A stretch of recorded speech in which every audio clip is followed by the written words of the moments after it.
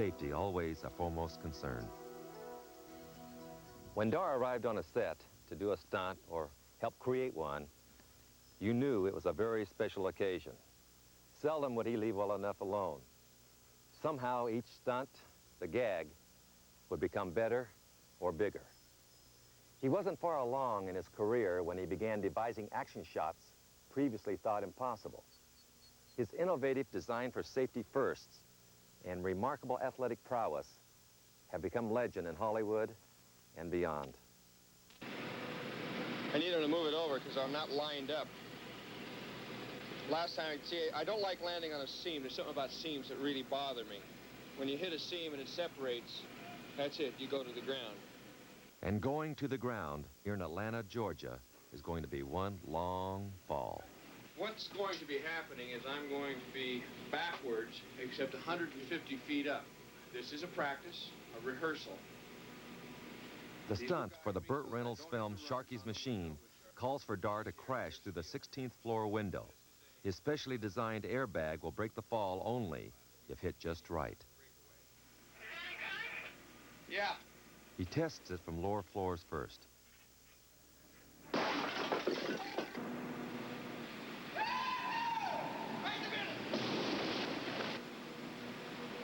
Let's give her a little laxity. Make it a little softer.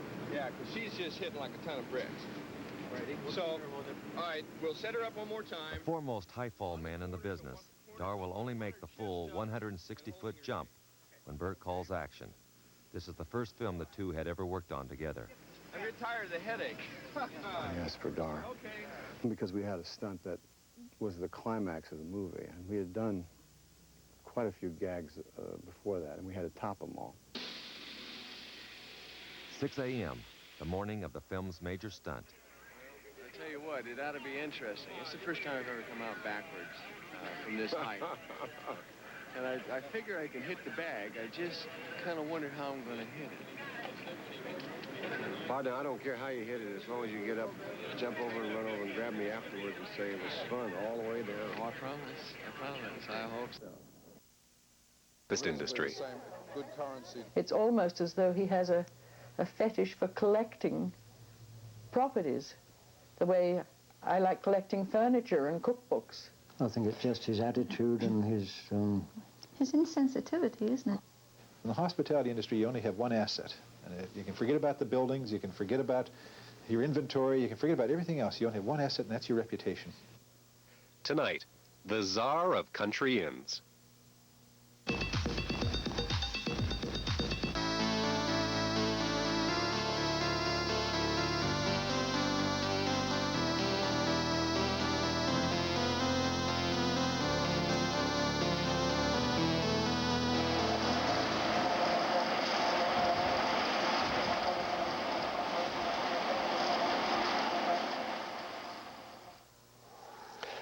I'm Claude Vickery. This is the Annapolis Valley. It's one of the most beautiful places in Nova Scotia. The tourists flock here because it's a wonderful alternative to the city life. Here things are restful and quiet, and the people are warm and friendly. And we stayed here yesterday, and we're traveling on today. It's your honeymoon? Right. Yes. Was it a great place to spend a honeymoon? Oh, I'd recommend it. It might very often be that you're sitting 10 o'clock at night trying to find somewhere for people to stay, or later even. But you do it because that's what Annapolis is all about. Come on, Dusty. Come on, darling. That's it. Oh, good girl. What a good girl. Okay. Ann Wanstall. She runs a small bed and breakfast home in Granville Ferry. For just a few dollars a night, you get a cozy place to stay and breakfast in the morning.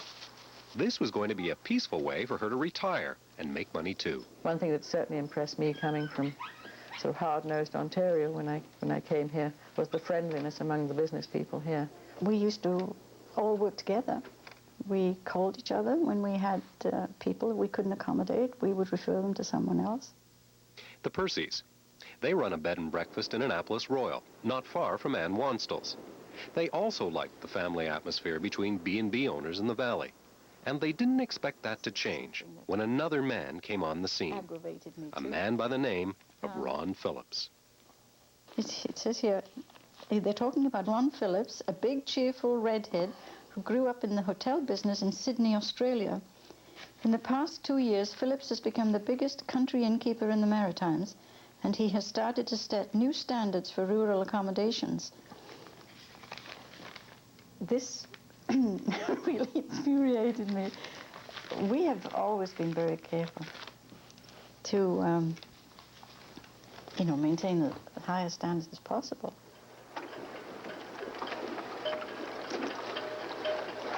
Nice to see you, Adjutant General. How do you do, sir? Hi, Ron Phillips. Yes, nice to see you, yes. You Gowans?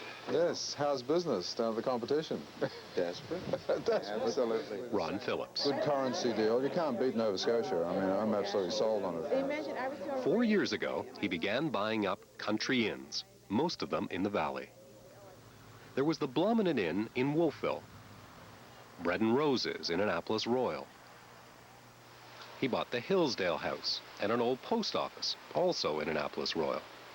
And there was the Captain's House on the South Shore, with a promise of more to come. I just bought the house across the street, Sheet Anchor House. The old sheet anchor. Got the lowdown on the organization on the way down as well. Oh, good. The Wellington Club itself, yeah. They said that persons like yourself are decidedly below decks. I was reminded to be very respectful of all others. Ron's country inns were going to be a cut above, much like his social circle. Tonight he's mingling with the Wellington Club. One of its members is Frank Metzger, who owns a fancy restaurant in Halifax. Is it a bit of an elite fraternity? Well, I was the Speaker of the House, 3 or 4 government ministers, a Lieutenant Governor, an Archbishop. It's an interesting group. Sounds like brain an elite surgeons, to me. doctors. Yeah, it's not really elite. So we have everything under the sun. The Wellington Club has dinner parties where they celebrate the Duke's military victories. Each meal represents a campaign in our thing, so if you're a member and you're in attendance and you have a certain rank, you are presented with a medal, pomp and pageantry, shall we say. This is typical of the Wellington Club. The filet Wellington, which we have here, is the whole beef tenderloin. We also put goose liver pâté over the top of the tenderloin. We then wrap it in puff pastry. And our potato, being something a little bit different this evening, we're doing these small wooden shoe potatoes.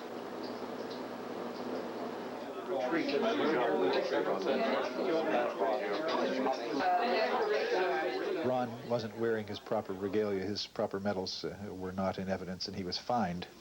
You see, a fine could be anything from a bottle of good port to a box of Cuban cigars. You see.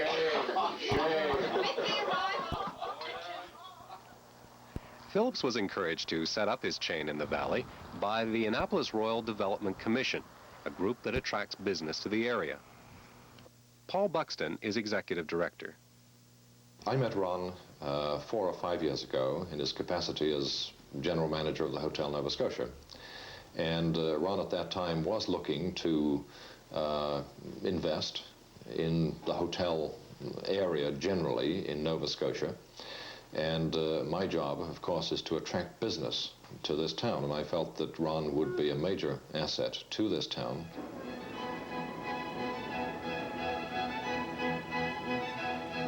Phillips' success at the Hotel Nova Scotian was widely known and admired by his friends. Friends like Patricia McCullough, who used to lend Ron her Rolls Royce. I remember at the time the Prince of Wales and the Princess came. Ronald organised the splendid banquet at the Nova Scotian, you see. And the photographer wanted to set up a room to photograph the royals. And it just so happened that Lord Garnick and I were dining there that evening. And so Ronald joined us, and he said, look, got a problem. We've got to arrange the lighting. Would you come and help out? So we said, sure. So off we went up to the royal suite, and there was this imitation crown. So Ronald was the prince, and he took this very seriously. I mean, he looked smart in the photographs, and I was the lovely Lady Di. We need people of that kind of character and charisma to bring us to international standards. Small B&B owners in the valley were skeptical, but they had to admit that Philip's dream of fancy country inns had a certain appeal. Well, it sounded wonderful. We were all for it. I think everybody in the town was interested. Oh, he announced right away that he was going to have more than one property around. He was going to have a restaurant and saunas, tennis courts, riding trails, I think, at one time. No other property was mentioned by name, but he said, I'll have 2 or 3 and I'll have more around the province. And it sounded very good, and Annapolis Royal needs those places. His manner, of course, was rather overbearing, if you like, kind of bowled me over, and I said, well, this is kind of a quiet little place, you know, there's not much happens here in the winter. And he said, well, I'm going to change all that. Not only would tourists benefit, so would local tradesmen. That attracted decorator Ken Nye, who worked 2 years for Phillips. The Blomidon Inn was going to be restored to just spectacular grandeur. The Bread and Roses, of course, was going to be completely restored. He wanted the best of everything. No expense was to be spared. A year ago, this past summer, he was telling me, in the midst of the dust and the chaos in a partially renovated Hillsdale that would have taken 2 years to finish, that he was lobbying to get Fergie and Andy here. The royal couple? Yes. The Duke and Duchess of York staying at Hillsdale. Wow.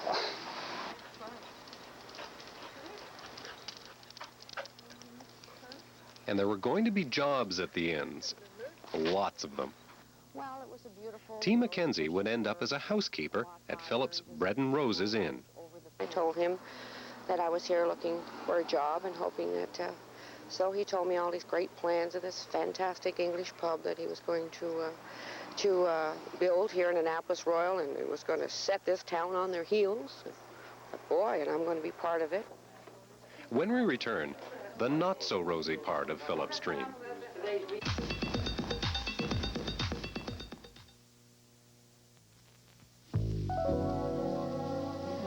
Just because you have a cold doesn't mean you have to feel this way.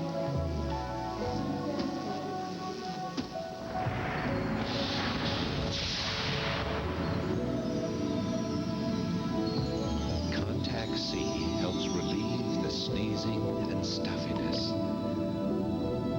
and helps you get on with your day. Do you ever try shopping with a 2-year-old? Believe me, it's not something you want to drag out. That's why it's so nice shopping at Guardian. Because whether it's something like cosmetics or batteries or paper towels, and more paper towels, Guardian's got everything I'm looking for. And they get us in and out of there fast. Right, dearest? Guardian. It's the drugstore I need. Come here, you. Hey, come here.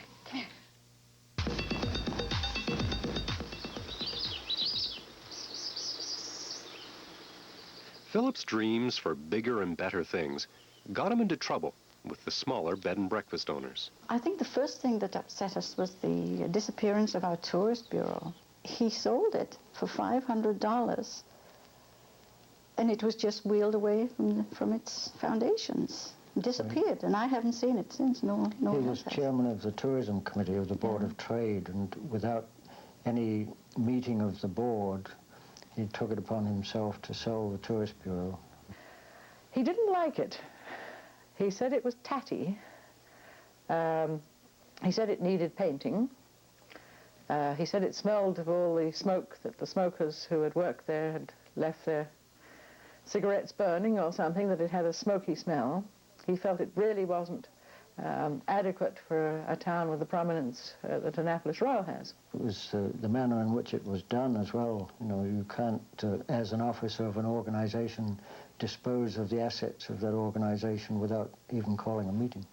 It will cost at least $25,000 to $30,000 to replace it, and we have no hope of getting that together. Now, you can argue that, you know, you don't do that kind of a thing in a small town, tread on people's toes, upset a lot of people, but you can't argue with the result. in my view, that tourist bureau was not an asset to this town. Still, a group of small B&B owners took their complaints to their MLA and MP. They wrote a letter complaining that the valley was being turned into a corporate-run playground for the affluent. And they worried that through government grants, they were helping to pay for it. No, we're fairly certain there are substantial government grants involved. You're asking me to guess here because I don't know his business, except certainly the announcements in the newspaper would probably total in the order of 200,000 perhaps. We were only able to track down about $50,000 of federal and provincial money that had gone to Phillips. But many of these government grants depend on Phillips completing his projects, and not all of the projects are finished yet, including a controversial promotional film that Phillips began on the Hillsdale House. And I was so nosy enough one evening to drive around the circle into it just to see what was happening, and I was astonished to see how badly the paintwork had been abused on the outside, presumably to make it look nicely down and out. Well, I think that's perhaps a case in point where a promotion and marketing technique, I think, you could certainly say, led to a fair amount of resentment within the community. Here was a beautifully maintained building which Ron acquired, and in order to produce a promotion and marketing type film, he let the building become overgrown to create the effect that here was a beautiful old building that had gone to wreck and ruin, but which was now being brought back to its 19th century elegance by Ron Phillips. And what made us even madder was to find that a federal government department had paid for the making of this film. And I resent my taxes going to boost somebody else's ego to fight my business here. The Hillsdale film is still not finished more than a year after it was started. And there's more to the Hillsdale story. All last year, the Hillsdale House was advertised in this provincial guidebook. The guide says that all of the accommodations have been checked by provincial inspectors. Under the listing for Hillsdale House, the guide says 15 bedrooms with private baths, a tennis court, bicycles for rent, a sauna, and an exercise room, open year-round. When we shot footage of the house last November, this is what we found.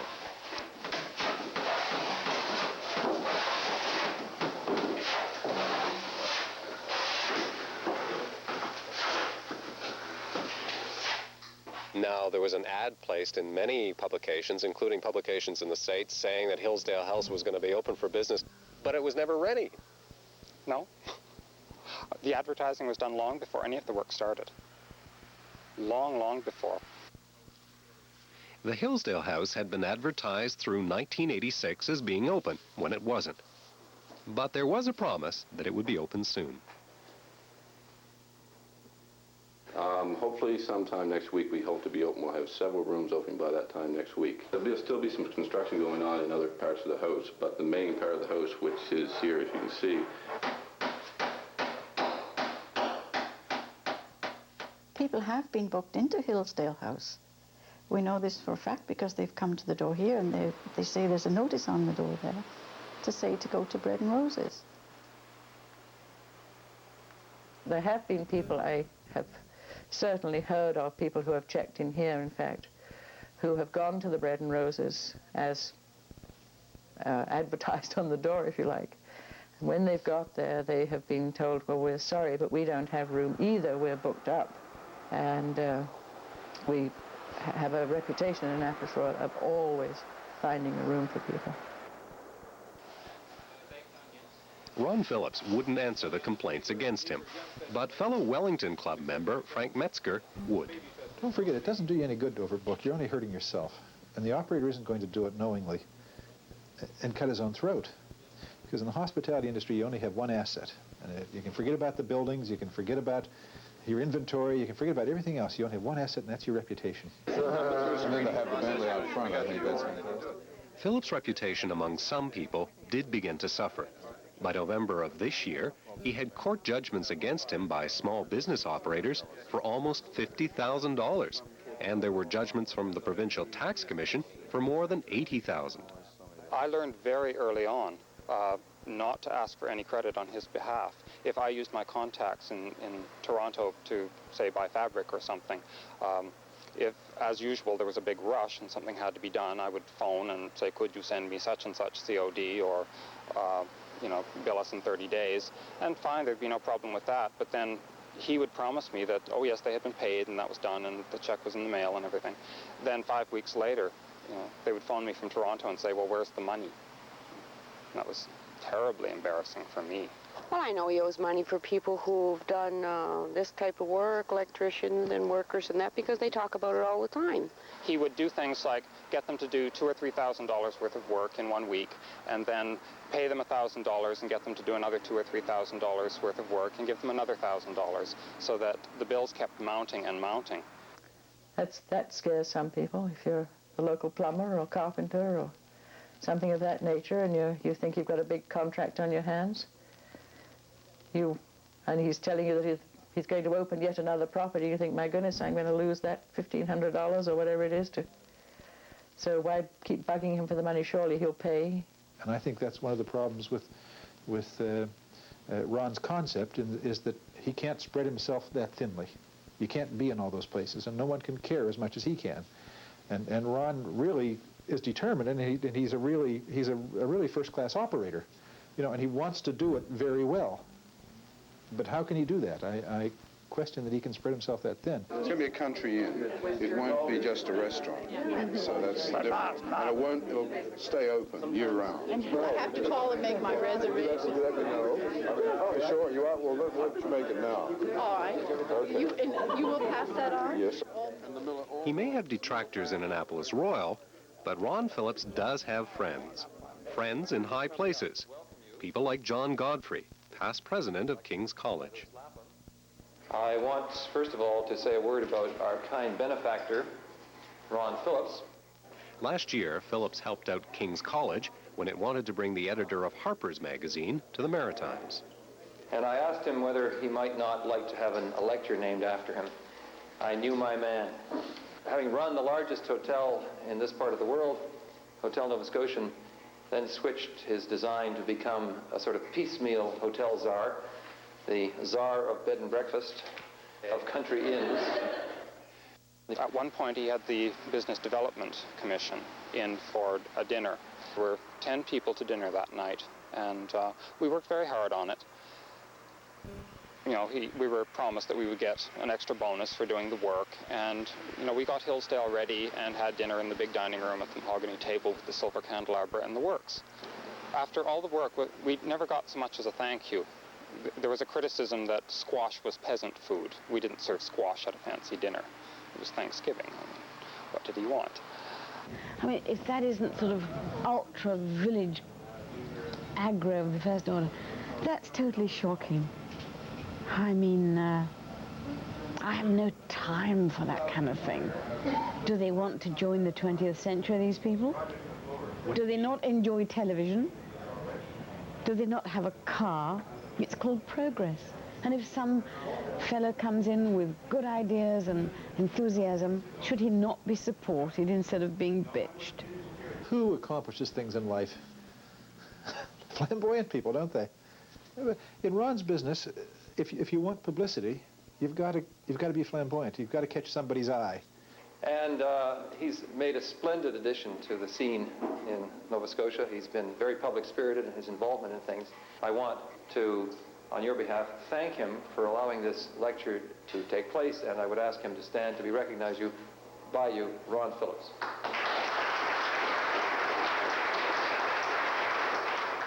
I would really prefer to look at the end result. If he builds good projects here, manages them well, and thereby raises the profile of the town, provides jobs in the area, and heaven knows we need them here, then I would say good luck to the man. And if along with that goes some resentment, then that's something that he has to bear. And I think if he has the right character and the right charisma, he'll just shrug it off. I think it goes a bit beyond personalities, because it tends to destroy or at least alter the whole tone of the town as we saw it developing. You know, it was a place where there were a lot of small places for people to stay, and this was one of its charms.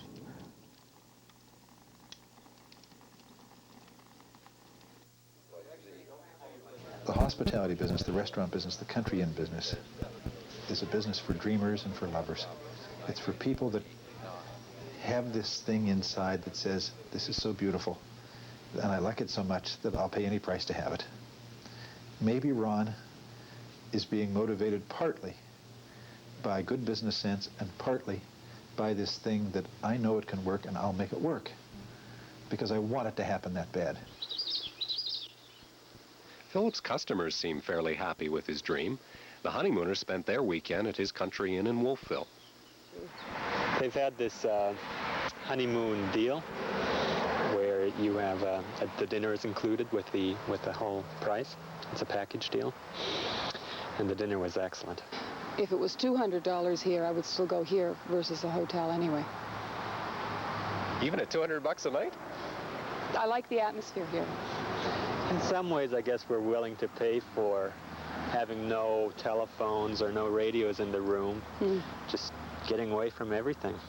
Ron Phillips wouldn't agree to an interview. He's currently in Australia. Late this afternoon, we learned that Phillips has lost control of his business empire. His chain of country inns has been put into receivership by his largest creditor, Atlantic Trust. The company had loaned Phillips $1.5 million.